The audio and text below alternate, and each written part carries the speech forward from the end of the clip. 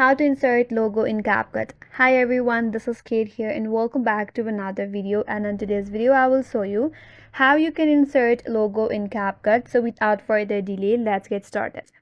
If you already have your project ready on CapCut, now if you want to insert the logo, tap on the overlay option from the menu bar at the bottom of your edit piece. Then tap on add overlay.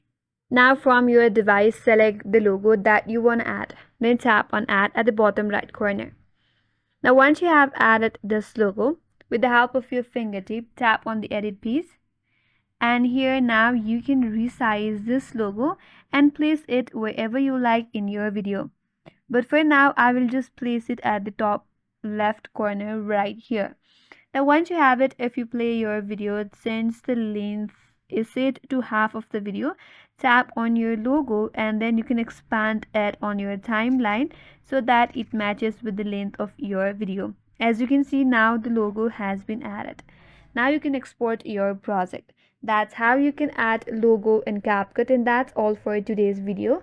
Hope this video was helpful, and if you're new to our channel, consider subscribing. Thank you for watching and stay tuned for more videos.